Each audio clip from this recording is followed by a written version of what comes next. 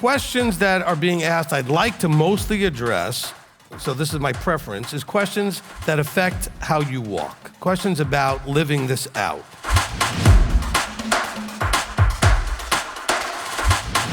What he's always told me is, tell them that if they're doing what they're supposed to be doing, they'll be where they're supposed to be. But you need a teacher to teach you what it is you need to be doing.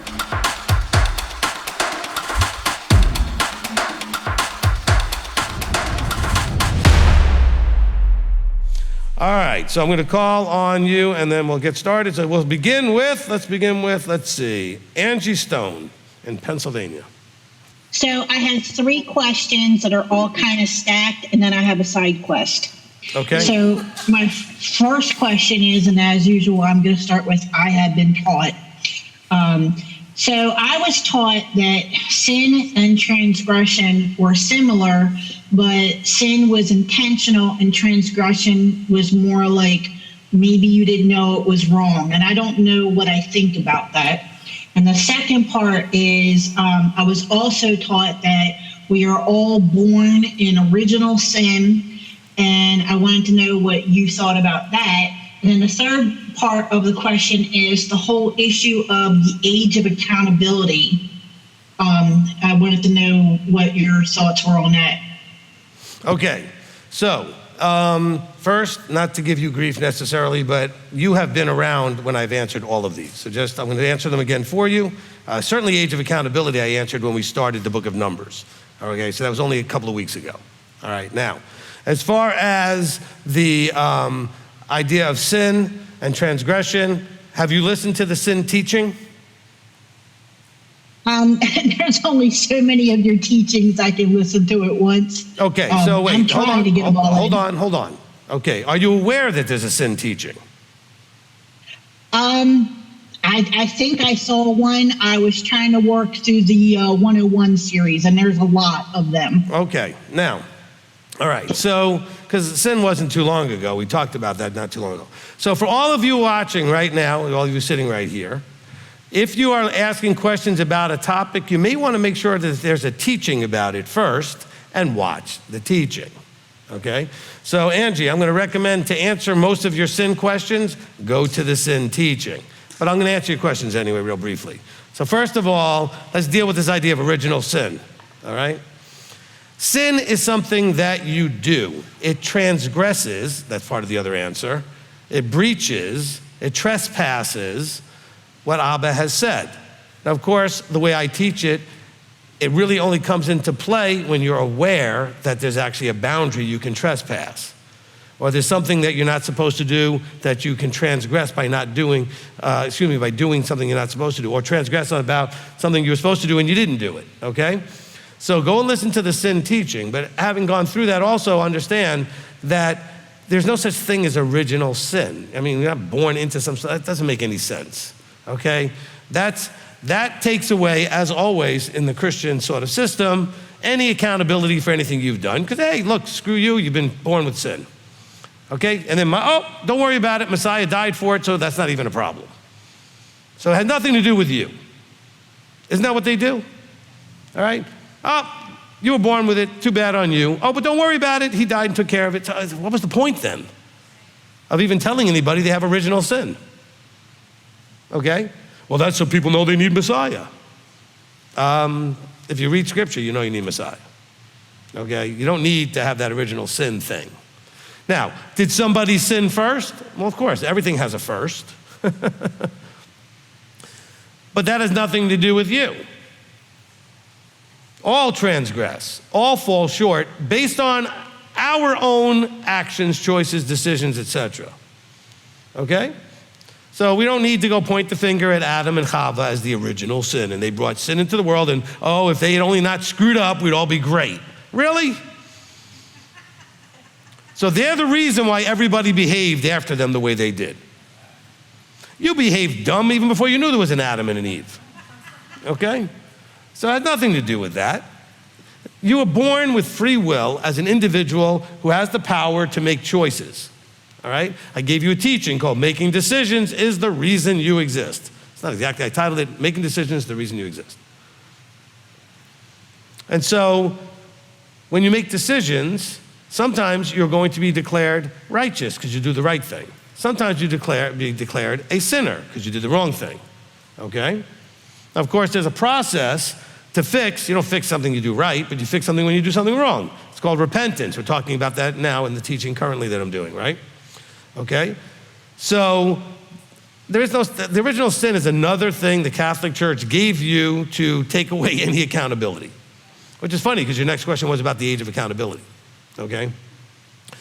But accountability is only meaning I have to own, which is being accountable for what I do.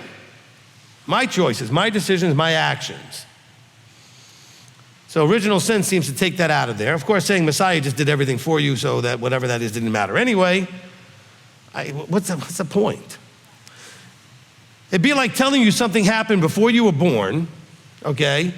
And let's say that before you were born, the family was completely impoverished, right? Your family grew up in poverty. You never experienced it, but they grew up in poverty. And then again, before you were born, somebody came and fixed that and gave you all kinds of money with an inheritance or something. So how did either of those affect you? They have nothing to do with you. Well, you know, we originally were poor, but we're not now. Well, somebody came and fixed that. So what? This is the way it is since I got here, okay? And by the way, do we know of people that start off poor and end up wealthy? Do we know of people that start off wealthy and end up poor? Okay, so what they were born doesn't necessarily mean anything. Is that correct? Okay? So let's not buy into that nonsense. Okay, now as far as accountability, I'm going to give you two different ways of looking at it. Age of accountability in terms of the idea of being an adult in numbers is 20 years old because that's the age to go to the army. That's the way it words it. That's the military age. Okay? You're considered old enough to go to war. However, when it really comes to accountability, I think it comes down to when he says, the secret things belong to me, but the revealed things belong to you, which means that when something is revealed, you now have an opportunity to be accountable for that. Okay, that is something you're now accountable for because you're now aware of it. So maybe there's a bunch of stuff that you didn't learn until you were 57 years old. Well, guess what? Now you're accountable for it. You weren't before because you didn't know it before. So it's not just an age of accountability that goes across the board for everything. To be considered a society member adult, 20, okay? For functioning in a society and being looked at as an adult. Scripture gives you the age of 20. But accountability, well, you weren't accountable for a whole lot of stuff until you found out that you're supposed to be accountable for a whole lot of stuff. But once you found out, now you're accountable. Does that make sense? All right, Angie, is that good? Yes, that actually makes more sense. I was actually thinking that using the term age of accountability would make more sense that when you were bubble popped, because it didn't make sense to things that I had been taught. But you know what? But hold on. Even before you were bubble popped, you still came up with and recognized certain things that were true. Okay? Because, I mean, you grew up knowing that certain things were true about, like, you know, even without the Torah, you knew you probably shouldn't kill anybody. Okay? You knew you probably shouldn't steal from anybody because you were taught these things. Every secular, everywhere teaches these things. Doesn't matter what religion, what worldly, whatever. You're taught that these things are wrong. Okay, so you're accountable for what you've learned is right and wrong. Now with the bubble pop, you get a lot more clarity as to what's right and wrong. Okay? But you're accountable, even when you didn't know correctly, he held you accountable that if you knew something was wrong and you did it anyway, you're still accountable for that. Because you still knew or believed that it was wrong and you did it anyway. Or you believed something was right and you refused to do it, you're still accountable. It's an attitude issue at that point, isn't it? Okay, Angie? Yeah, that makes more sense. And then my other question was, being a person who's kind of isolated, and I know that m.t.o.i Baltimore is in progress and coming, but I kept, not recently, but I kept trying to find places that I could, I guess you could fellowship in person, have communication, but all of them they're not in line. So, I mean, what advice do you have for people who physically are isolated that there's not anything available yet? Do what you're doing right now. Just get on the stream and interact as you do in the chat, and that's the best you can do. I mean, look, remember what we talked about in the last couple of weeks, this idea of in relationships, there's this idea of points of agreement, points of commonality that kind of make you closer or not, depending on how many of these points of contact you have. Well, one of the major things for us is our understanding of the vertical, of him and what he expects, right? So that's one major thing you might not have in common if you just go to some local group that doesn't believe like we believe, okay? So the question then becomes, what are you looking for, and is it likely to be found when you go to that local group? I'm just lonely. All right, well, you can go to any place and find people, but that doesn't mean that you're lonely. Anybody ever been lonely and still been around a lot of people? Okay, all the time. So just being around a lot of people doesn't fix that problem. What fixes the problem? Connectivity points, where you then sync together and you actually have a bond because you have a bunch of things in common, okay? All right? You know, some of the guys went out the other night and I happened to be in a conversation, and guess what? We were talking about football. We were talking about the Cowboys, all things I like to talk about. So there was a connection point, conversation went great. Then a music conversation started with somebody else, and I had that in common, and we started talking about stuff that, so you have to have those things in common that you then bond on because you enjoy them the same, you see them the same, you understand them the same, you don't like them the same. You know, sometimes we bond over stuff we both don't like, and we have that agreement, okay? So it's very much, you know, the temptation is the idea that there are people there, so I should just go there. It's better than being home by myself. Not necessarily. Because a lot of you who are watching right now had a place you were going and couldn't go there anymore because you had that same problem. Their being so different in their walk made it really hard for you to be comfortable there, okay? Okay, not because you were judging, not because you shouldn't be where people don't agree with you. It's just, it's very awkward when you hear them all running their mouths in one way and you're like, oh my gosh, no. I do not agree with that, right? And so it becomes tough. And then, oh my gosh, if they find out you believe different, now they're gonna all jump on you to try to change your mind. Okay, and now that's a lot of fun. Okay, so you don't need that either, right? So Angie, I'm sorry I don't have a good solution for you, but if you could be at home, I know you get on things. Do you get on the Marco Polo? I have a hard time keeping up with it. I start to feel overwhelmed with it, okay. And I back away from it. Stop, okay? You guys don't understand Marco Polo. You are not missing anything not watching people's polos. Start anywhere, start from right today, this moment, ignore everything you missed. There's nothing that you have to catch up on. Just jump in. It's an ongoing conversation that you happen to jump in and listen to the way people are going back and forth. And so just jump in where you jump in. Okay, I used to get the notifications, you have 300 unwatched. I'm like, oh my gosh. And that was like only a day of not, so I gave up on that, only because I don't have time to keep up with any of it, right? But for some of you, it's part of your need to have some social interaction. And we have some people, especially internationally, that they really love that interaction, okay? And so, but don't ever feel like you're falling behind. There is no falling behind. Okay, right now, conversations, well, maybe hopefully not right now, it's Shabbat, but like right now, could be any moment right now, conversations are happening that you're not a part of people that you actually know pretty well, and you don't need them to run you back everything that you missed. You're just jumping in where you're jumping in, okay? Have you ever walked up to a group of people that are sitting and talking that you know, and then you sit down? Do you need them to go back to what you missed for the last hour? No, you just jump in and kind of figure out where you're picking up right where you are, all right? Anything a little confusing, you could always ask. You know, hey, when did this conversation start? How many videos back do I need to go to find this so I can kind of, or just go back and look for it if you kind of think you need to know something about a specific thread of conversation, right? Okay? But for you, Angie, and everybody else, I have a lot of empathy for the challenge of being isolated, okay? And that's why we're trying to do more with the extensions. I'm now promoting them in a way I kept promising, but now we're finally putting them up on the screen, mentioning them so that anybody could pause their screen and look at the list and see where these things are, okay? And also you can send us a connect email and say, hey, I live over here in Pennsylvania, like you do, and say, there's nothing over here, the closest thing is Baltimore, just add me to your list in case you ever put something in Pennsylvania. And of course, Pennsylvania is fairly large. So in the part of Pennsylvania you live in, right? And so we can kind of get there. Like in Texas, I've got all the way out west, I've got Odessa, and much, much further to the east, I've got Houston, okay? So they're nowhere near each other, those two, but I got 2 congregations in Texas. Okay, now Urbana and Mansfield are a lot closer in Ohio, but they're still not that close, okay?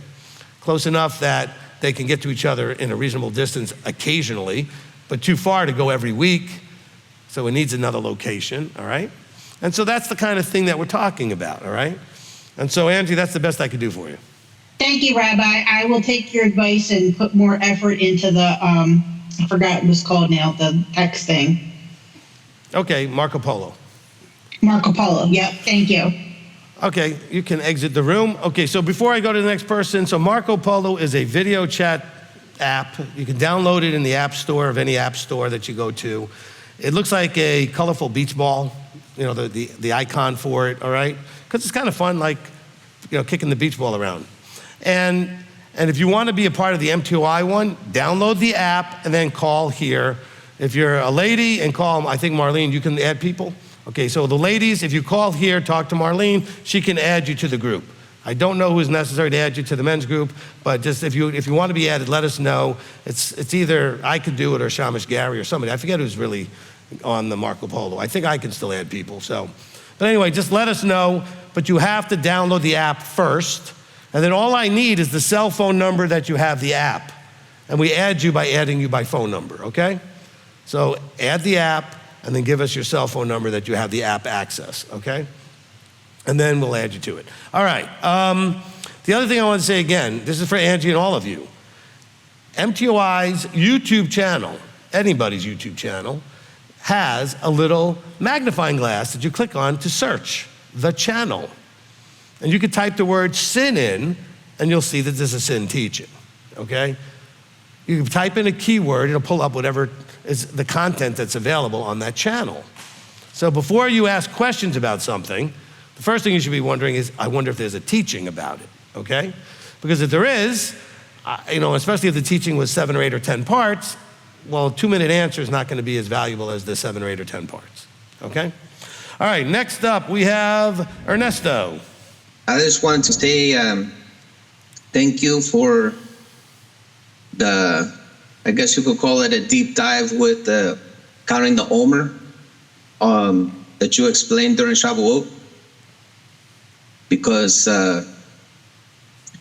you talked about being a good steward of the physical and mental and emotional, or finances and family and community and stuff. And I'm in day 34, so that's actually when I started it, is they were talking about it. Because it didn't really make much sense until you did that. So I want to say thank you. I've been using it along with the program with Monica De Leon. And that's been helping a lot. Just, having that routine and having something that will at least calm the fire that burns hot inside, and then just some things that I think that I've been able to focus more on is, listening to everything and things coming in at a good pace. Was if somebody has a problem with you, or say somebody's going through something, or like people are talking bad about another person or complaining about what somebody's doing, and actually I've known about this for a long time. But what I'm trying to get at is, if something like that is happening, rather than take it to the person that it's about,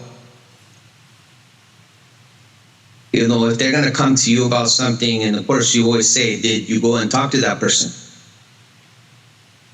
And, you know, like, I think the question, you know, might be that you if you want to say something about it, which you can, is that you first go to that person and you tell them. Because going to someone else who had nothing to do with it, and this is like, I was thinking about that. I'm like, if somebody comes to me and says something about something they don't like about another person did, you know, I don't know if there's anything wrong with it, but this is how I've always been, is rather than bring the confrontation or anxiety or frustration to the person that it's actually about, what's wrong with you right then and there saying, hey, if you didn't go to that person and say something about it, you were in the wrong.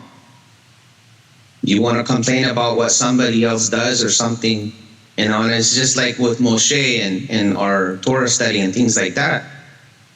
You know, if there was people like that, what's wrong with telling that person, hey, you're the one that's in the wrong?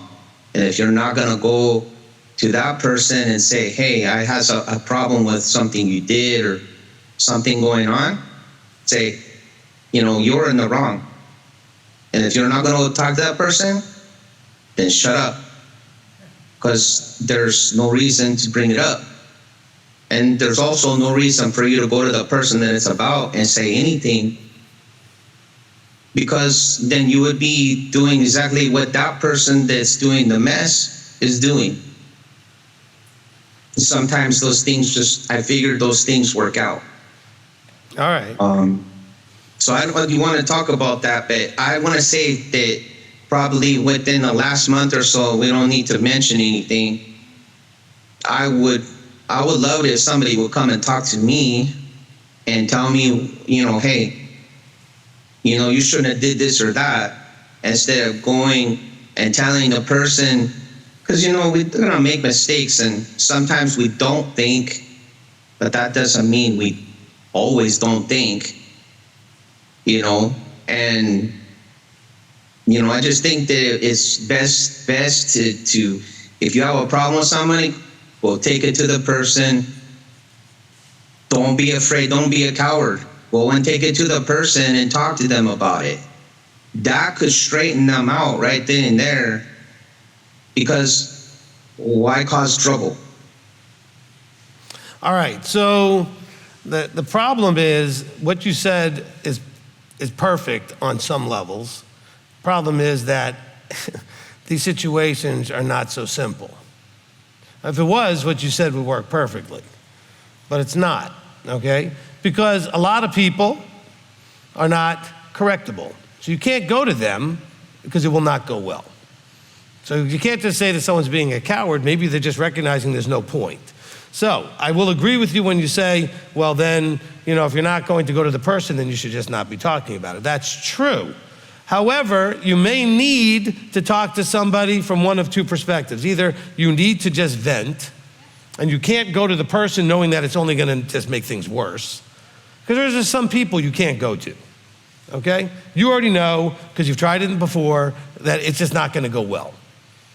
But you need to get it out of your system so you have a close friend or family member but tell them, I'm not Lashon Hara, I'm not attacking the person, I just need to vent. I'm upset, okay? Now, second possibility is I would come to you to talk to you for advice on how to approach the person. Okay, how should I handle this? Or maybe I'm not even getting advice on approaching the person, just how do I handle this? Because maybe the advice is, you know, if you came to me, I would ask you, if you go to them, what do you think would happen? Do you think they might listen? Well, maybe. Okay, then maybe go talk to them. Do you think they might listen? Oh no, there's no way they're gonna listen. All right, well then maybe you need to just find peace with it, okay? And just deal with it that way. There's so much complexity to human interaction that I can't just say that you have to go to your brother, okay? I know Matthew 18 says, if your brother sins against you, go to your brother, all right? But that's under the assumption that this is something that in the context of the assembly, needs to be addressed, that's why you then bring witnesses and then you bring it before the leadership, because it needs to be addressed, because it's causing some sort of bigger problem. If it's just some issue between you and your brother, you don't need to involve everybody in that, okay? But, Ernesto, you're saying, hey, if I'm doing something, you need to be able to come to me, okay? But I can tell you from my interaction with you, sometimes you handle that well, sometimes you don't, like anybody else, okay? Not everybody handles things well. But if I know that there's a percentage chance that you'll handle it well, I'll always give it a try, okay? But if I already know that there's no way it's working, I've tried it so many times, it never goes well, then I might just choose to then instead have peace with it. Problem is, you people don't do that. The majority of you have no peace, and you start talking to everybody that you're whining about this thing to, because you're just mad, and since you can't aim the attack at the object that really is the object of your angst, you're gonna go spread that with everybody, because you don't know what else to do, There's a song from the 70s, love the one you're with. Well, we attack the one we're with, because we can't get to the one we want to attack, okay? Whoever's so that's why some people get collateral damage, because they're like, man, why are you all mad? I didn't do anything. Well, they're not mad at you. They're mad at somebody they can't attack. But you're there, they can attack you. So you get the fallout, the overflow of that angst directed at you. So I'm gonna agree with Ernesto. If you have an issue with somebody, you should be first asking the question, what, if anything, can I do? What are my options? And what are the possible results that I can reasonably expect? I mean, reasonably. Is there a reasonable expectation that this even could work? Well, if the answer is yes, then you should do it. If the answer is no, then you might need to figure out a way to either just set up some boundaries so you don't have to deal with it in the future, or just to release it and let it go, whatever it is, okay? But you'll need to come up with that actual rational kind of evaluation of the situation. You can't just say, everybody's being a coward if they don't go to me. Well, maybe it's hard to go to you. I'm not talking about you, Ernesto, I'm saying whoever the person is, right? Maybe that person's hard to go to. Maybe that person is not gonna receive. I know lots of people like that. So do you. People you know, it's a waste of time. They're not gonna receive from you, okay? Well, if that's the case, but you don't have peace, what do? You have to find a way to have peace. Maybe go get guidance about how to deal with it. Go properly to the person who's a proper person to vent to. Venting, by the way, does not include trying to convince that person to feel about that other person the way you do. That's not venting. Venting is, I'm mad, okay? Venting is not, I'm mad at that person and so should you be, okay? You should be mad at them too. That's not venting. So if you say, well, I just needed to vent. Yeah, but did you leave it at, I'm mad, I just need to get it out? Or did you push it towards trying to get the other person to feel about the situation the way you do? Okay, because now you're looking for someone to join on the team, anti-whoever, the we're against that person team, And you don't need to pile on to that, all right?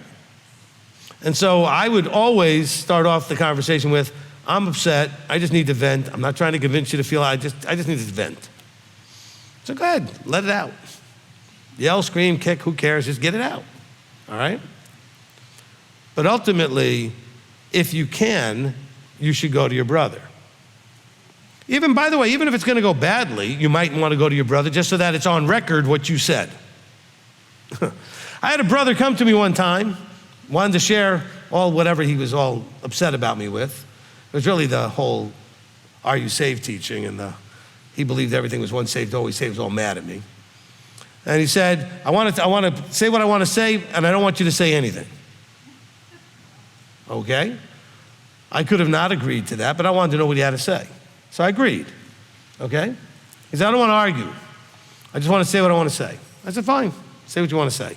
At one point, I interrupted and said something. He said, I told you. I said, no, this is just on record. I just wanted to say this so this statement's on record. You don't have to argue with it, you can ignore it or whatever. I just want to say something, one sentence on record. So you may want to do that with your friend or your former friend, who it might be at that point, right? And say, look, I just want you to know the reason I'm not talking to you or the reason I'm putting up these boundaries is because of what you did. I'm not going to argue about it. I don't want to argue about it. I just want you to know this is my impression of what happened. This is how I feel about it. So you may want to go to your brother and then put that on record. Somebody needs to let these people know they're acting the way they're acting. Okay? It may not make any difference, but at least you said it. Okay? And so I'm a fan of that.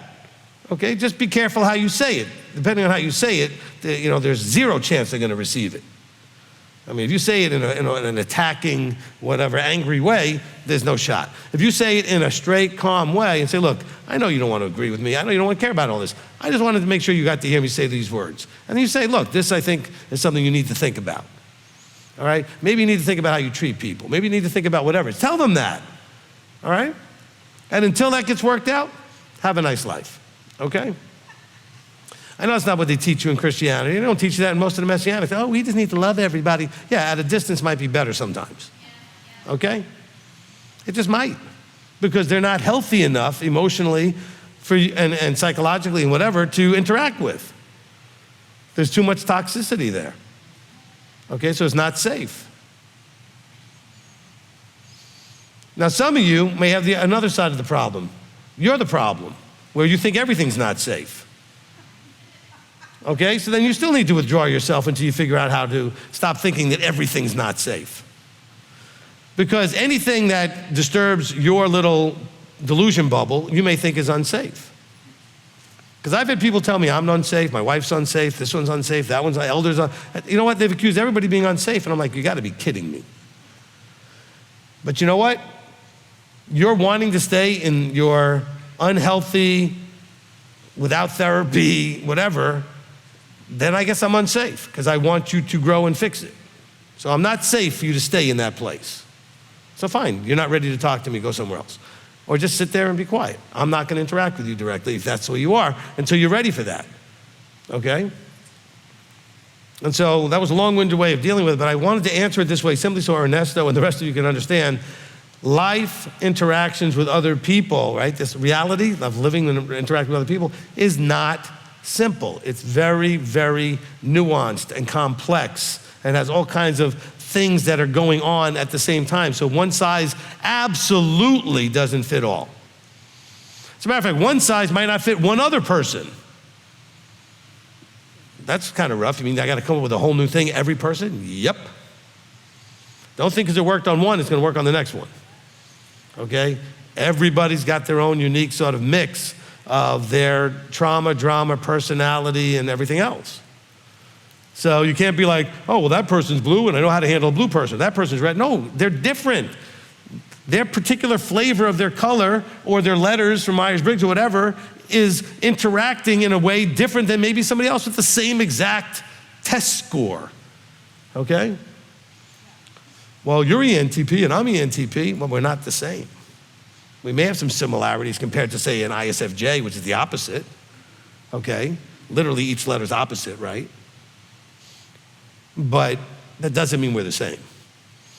Oh, I'm just like you, Rabbi, I'm red. But how much red is your red percentage? How much is it mixing with blue, yellow, or white? It's going to flavor everything. Plus, there's so many different traits that come under a color. You may have some of them that I don't. I may have some you don't. Or you may have stronger ones in that same area. I have weaker ones and vice versa. You can't just assume that there's somehow a perfect one-to-one match that you think you figured out. Everybody is a unique mixture, okay? So when we start to go through, I might do this with the colors someday, but right now I'm doing it with the letters. Like, okay, so the cognitive functions. The first thing I want you to understand is what each one is uniquely, and then what it starts to look like when it interacts with the other functions, okay? Because you are a combination of all 8. Okay, just like you're a combination of your parents, your experiences, other family members that had influence over you, what year you grew up in, what age you grew up in, what country you grew up in. You know what? And even if you grew up in the same country, what city, what state, it can be completely different. All right? Oh, Rabbi, I grew up in New York like you did. Where'd you grow up? Buffalo? That wasn't like where I lived. Nope, nothing like where I lived. Matter of fact, you're Canadian. Okay? Okay? because you can't say that. But then again, I could say Queens and you grew up in Brooklyn, we could still have very different experiences. There's culture differences even within a really big city. Now you live in a small town, everybody's got mostly the same culture, right? But you can't say, just because we live even in the same country or state, that we are going to come from the same sort of thing. And what about age and differences, that we can experience? I mean, I can mention something that if you're not old enough, the reference means nothing, okay? And I'd have to explain it to you. I'm listening to an audiobook right now where somebody brought out a tape and recorded something that was going on in a police thing, right? They recorded, so the guy had to rewind the tape and start it, and somebody might be going, what? A kid would be listening to that going, what is that? You mean you just didn't push a button on your phone and start talking? Or whatever? I mean, look, there's a lot of people watching right now who don't know what it's like not to have a cell phone. Who don't know some of the younger ones don't know what it's like not to have some sort of video chatting ability, okay?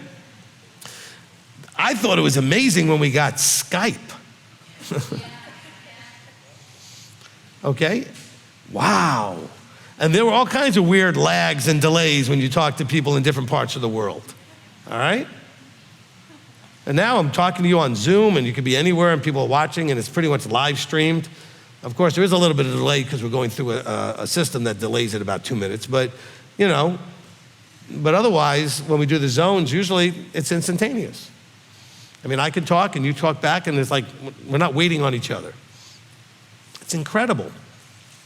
But context-wise, I make this joke the other day because I know it's weird when I see people that, especially the guys do this. I don't know why the ladies do this. It makes no sense to me. But, you get somebody who's 60-something, divorced, and decides, I'm going to go marry me a 35-year-old.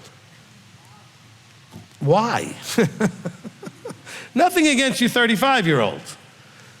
But you don't know anything about my world at 62. And I really don't know everything about your world, although I've lived in your world, you never lived in mine, okay? And so so until we can get to the point where we realize everybody's unique in every situation, might have some similarities, but still is unique. And so it's enough similarities to give you a little idea of maybe an approach to try, but don't expect it to work the same as the last time. The person's not the same person. I mean, you can do the same thing on the same person, and guess what? It still doesn't always act the same, because that person's not the way they were last week, because they're growing and changing too, all right? And so, just keep that in mind, that we're going all through this transformative growth thing through this thing called life, all right? And over time, we're not the same person. But right now, you guys who are watching in, anywhere in, let's say in zone 2 right now, okay? You could be in South Africa, you could be in the UK. You guys have very different cultures than we have here. Sure, both countries speak English. It's not the same English, all right?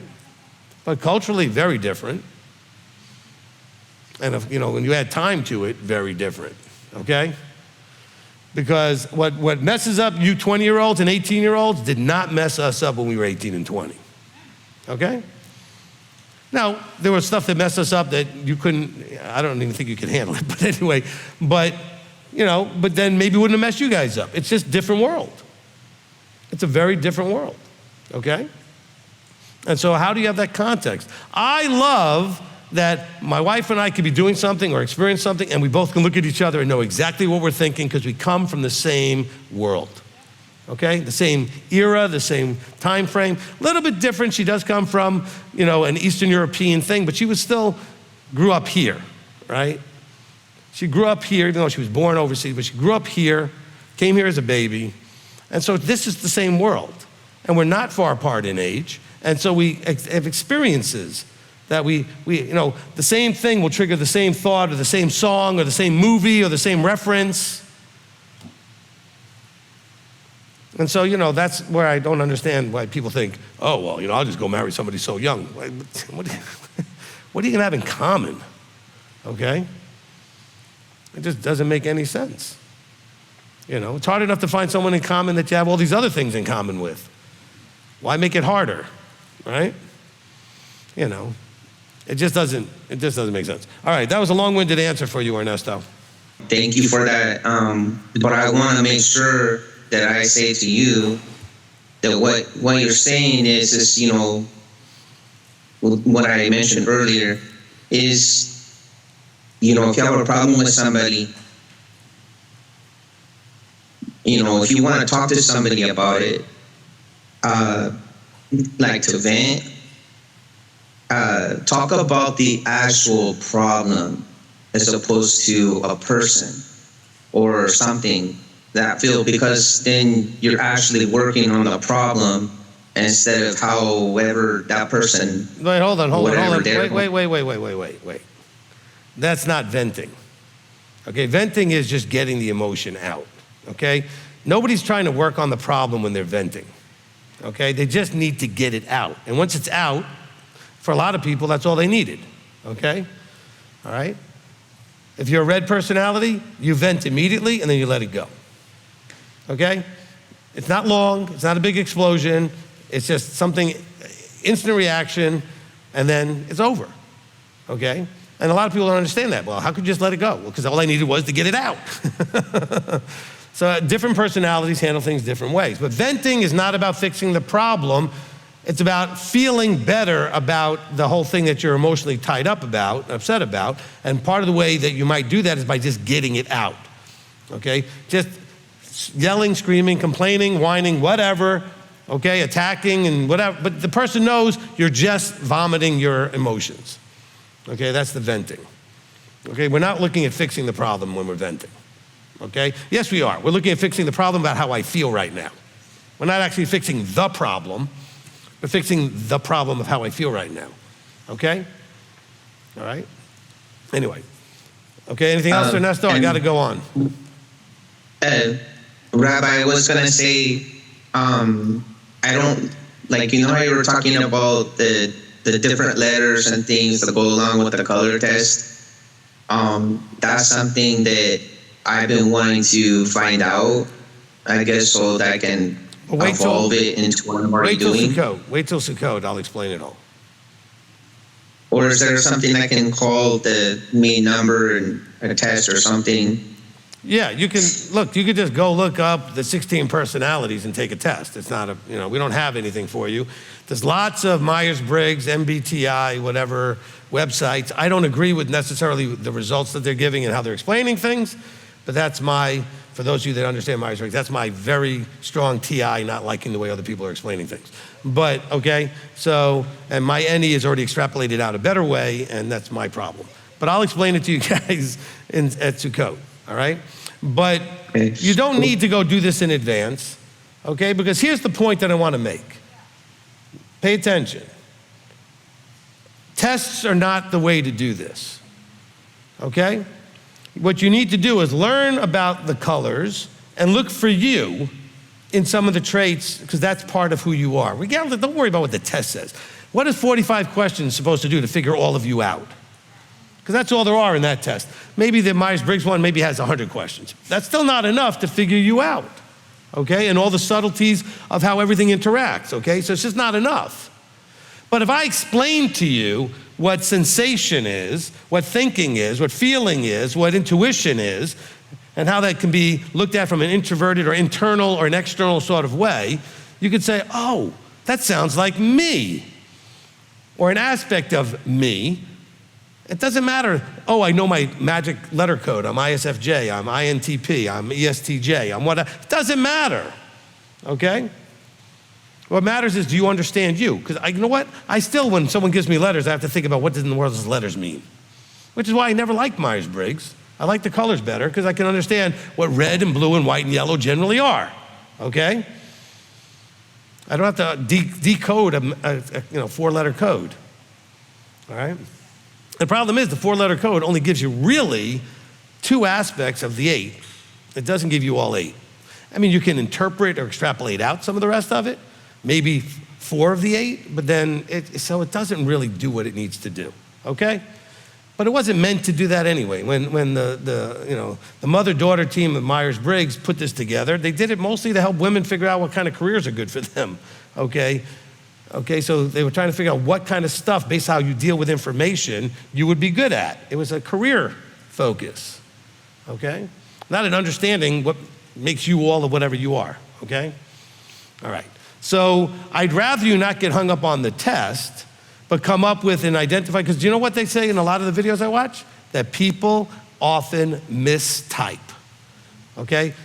In other words, the letter combination is a type, okay? Or the colors are a type, a personality type. People often mistype. Do you know how many people come up to me and tell me they're a color and they're absolutely wrong?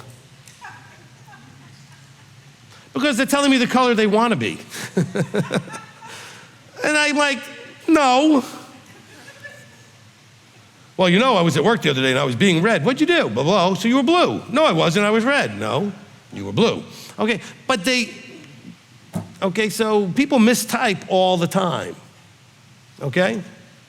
So sometimes it's helpful to have somebody coach you through by asking you questions and see situations, how you handle them, and see, oh, that was when you were being SI, that's when you were being TE, that's when you were being whatever, okay? And so from the letters. And we can see how often you tend to drive with these things and how they dominate, because you are a combination of a bunch of stuff, okay? I often talk about being red, but I'm not just red. My red is flavored by what little white and blue I might have that didn't come up on the test, and yellow that did. It's flavored with stuff. And you who have all four that show up on the test definitely have a combined flavoring of all those aspects of your drivers, okay? And so we gotta stop looking at people and boxing them into just one simple label, okay? Because if I tell you I'm a Messianic Torah observant Israelite, you know nothing about my personality. You know a little bit maybe about what I believe and how I choose to act in terms of what the scripture might say, but personality-wise, you wouldn't know anything about me, because that's not a label that labels that part of me, okay? Which is why I'm not a big fan of these labels that some groups like to put on. Well, the ENTP is the debater. Well, maybe they do other things. I think that's a very restrictive label, okay? Why would you put a restrictive label on that? I don't think all ENTPs are debaters. They may have aspects where they do enjoy that from time to time, but some are going to be much more that than others. I mean, it depends on what strength of things are balancing that out with the other side of their four aspects of their functions, right? How much does their TE interfere with their TI? How much does their, NI interfere with their NE? How much does their FI interfere with their FE? Whatever it is, we're a mix. And think about it again when I taught you this yesterday. I don't know if I did this in the zone or during the Torah study, but there's functioning and dysfunctioning. I think I did during the Torah study, okay? See, a lot of us don't function right in certain things. And so you gotta understand that just because you have colors or letters doesn't mean they're functioning right. It's still your dominant part of you. It doesn't mean it's functioning right necessarily, okay? And so just keep that all in mind, that this is not so simple. All right, Ernesto, you got to be done. Thank you, Rabbi. You're welcome. Let's go to, I don't know what order you guys are in the room, so I'm just going to go to, Kyle Morgan. And Kyle, tell us where you're at. Dunner, Indiana, sir. All right, awesome. It's on the topic of,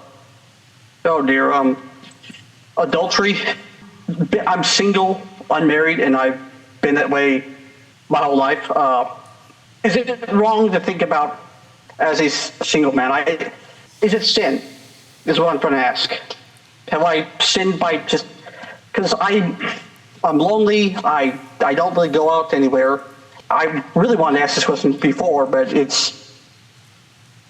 I was too afraid before, and I figured now is the best time to get the answer, because otherwise I'm just gonna keep having this thought eat away at me. So if you could. All right. I'm going to answer the question that you didn't ask, but you're trying to ask. Okay? Look, the single person is going to, from time to time, fantasize, think about, imagine that partner they may have someday or that they desire, okay? You can't help but have that happen when you're single. You're thinking about and imagining, if you're a woman, what that man might look like in your life. If you're a man, what that woman might look like in your life. Where we end up in trouble is if you're imagining an actual person that you are aware of who's already married, okay? That's where we end up in trouble, all right? okay? Because if you meet another single person, you may think a lot about them. That's normal. There's no sin in that. That happens, okay? You might wonder what that might look like if you got married, what it might look like if you were spending time on a regular basis and maybe a forever type of thing where you got married and type of thing. The sin part is if the person is not available, meaning they're married, okay?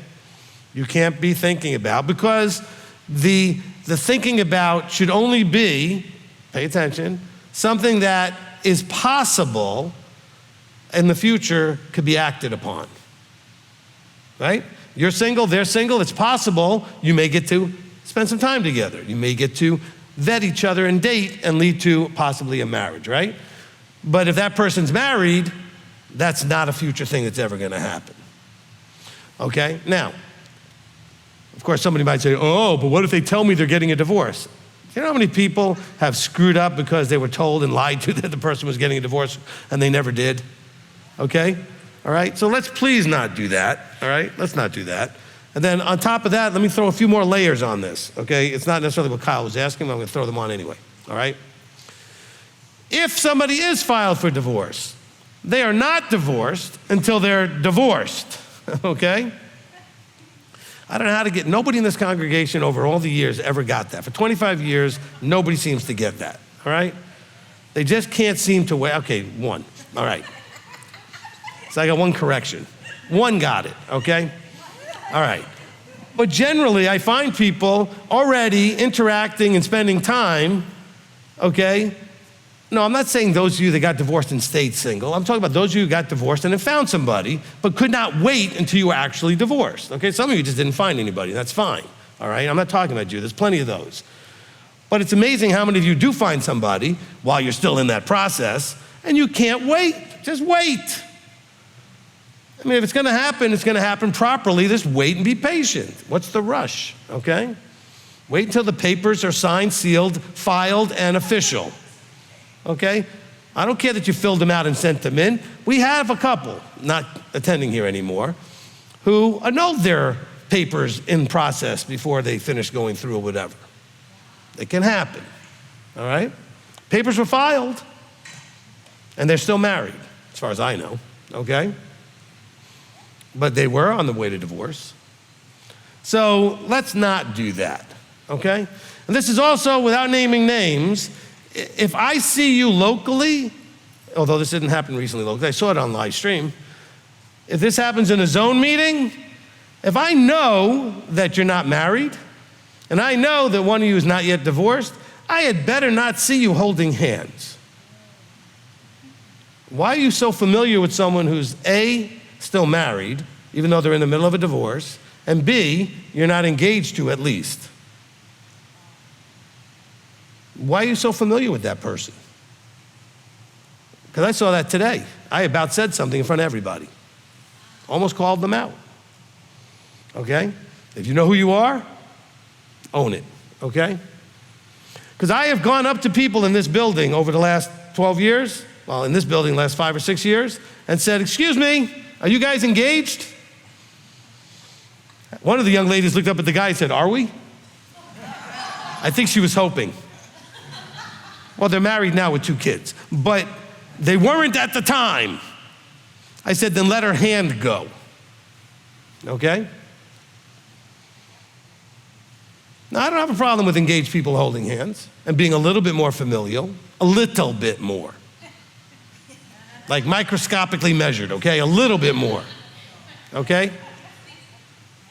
Because we still have plenty of people that do a whole lot more than they're not supposed to, okay? And they've owned it and fixed it and repented, whatever, but you guys, can we just show some self-control, okay? Now, I know Kyle was asking about thoughts at this point.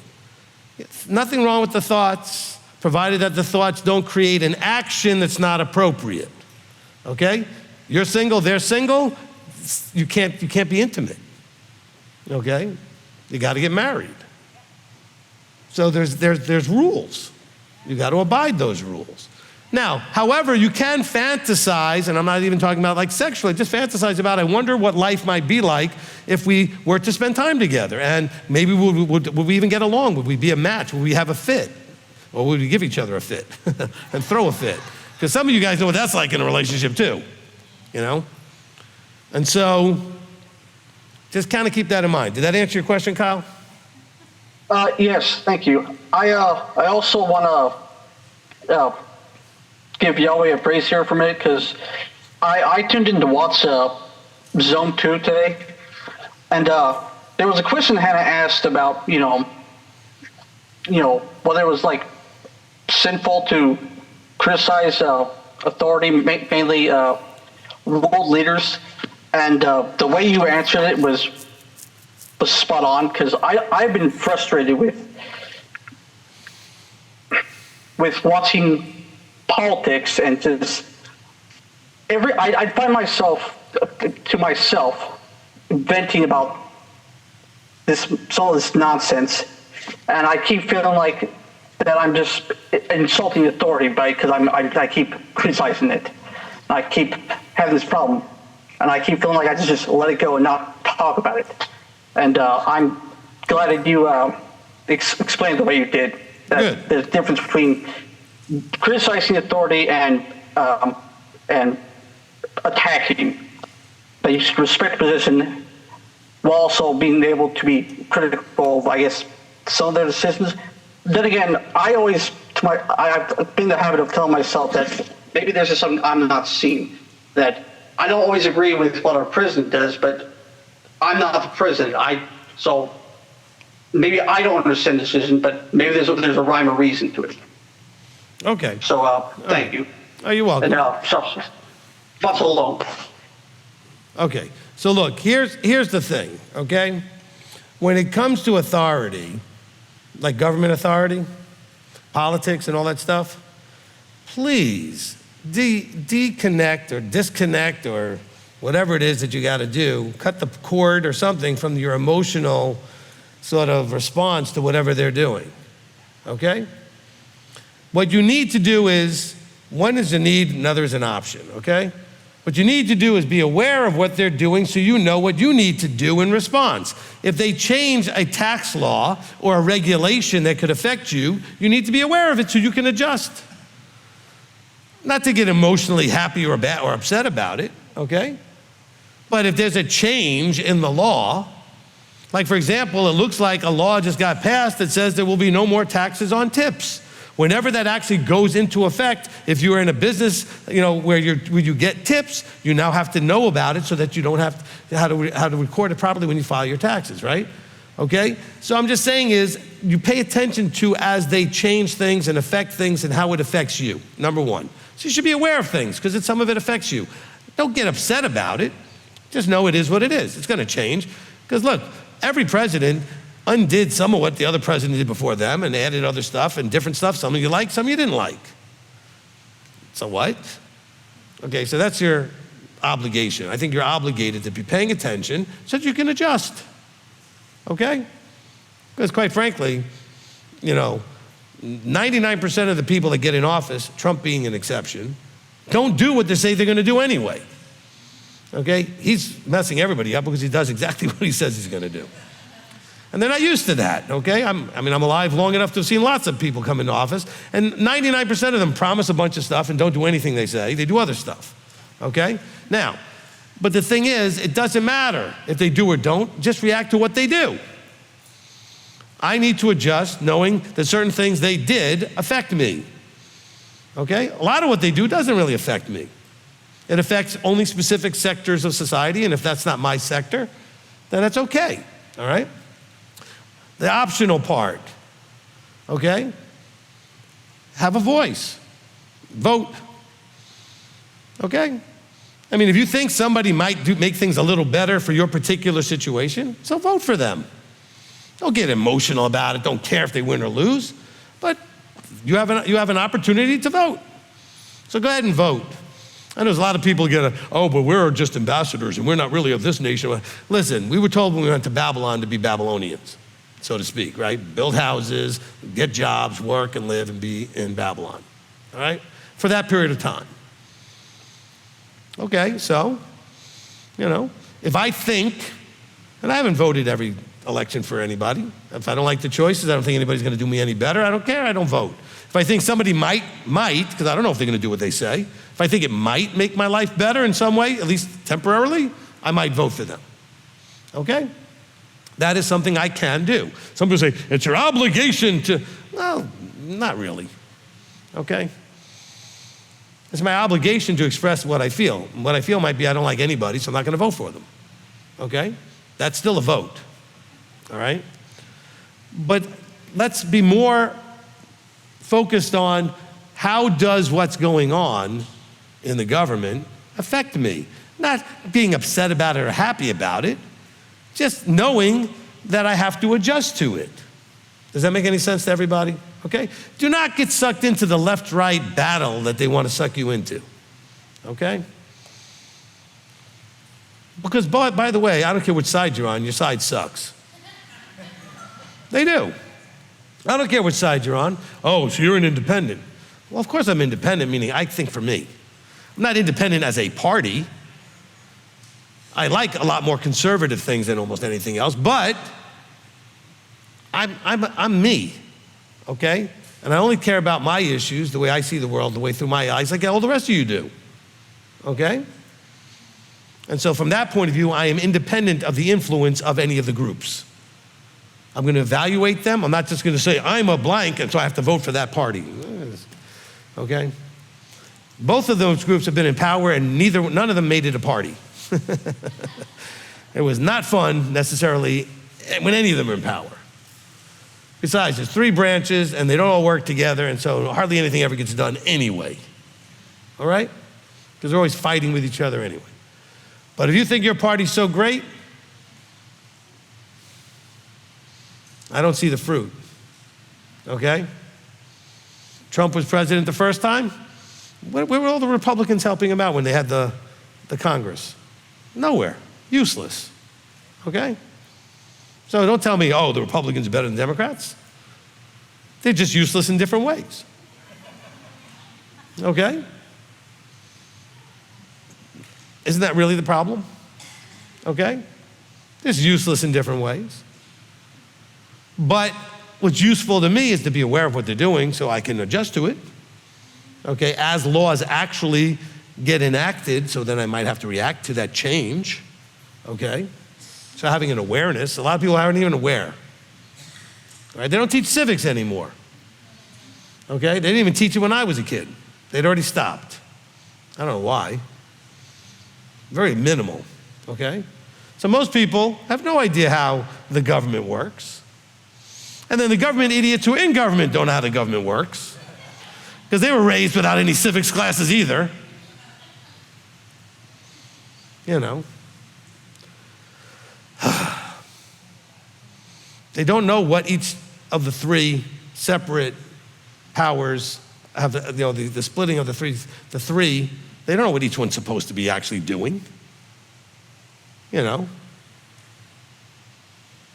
They don't know what a president does versus the Congress versus the Supreme Court. They have no idea. And how do you know that? Because of what they say. Oh, the president's trying to be a dictator. No, he's actually trying to use the powers he's allowed to have. But you don't know that. Oh, but the Congress, well, you guys are doing things that you're not supposed to do. And then sometimes the courts are doing things like legislating from the court. Courts aren't supposed to legislate, right? The Congress is not the executive branch. The executive is not the legislative branch. I mean, all of these things get mixed up depending on who's in power. They mix these things up. Why? Because nobody knows, you know. It's so funny. I love when they say, this president's going to protect Medicare. Presidents have nothing to do with that. Congress does that. Now, the president can put forth a bill, but Congress has to vote for it and re-alter it and do whatever they do to it. Why do you get mad at the president for? He doesn't legislate. That power's in the Congress. We are just uneducated, okay? So let's keep it simple. Just be aware of what does happen. Stop worried about what you think is happening, all the fighting is going on. Don't get distracted by the show, okay? Okay, this is our modern day version of the circus or the Colosseum, you know what I'm saying? When I say circus, I mean like the old Roman circus, meant to distract the people while all the other stuff is going on. Just pay attention to what's actually going on, okay? Because it may affect you. Don't care about whether it affects you or not. It either does or doesn't, and if it does, then you need to react to it. If it doesn't, then who cares?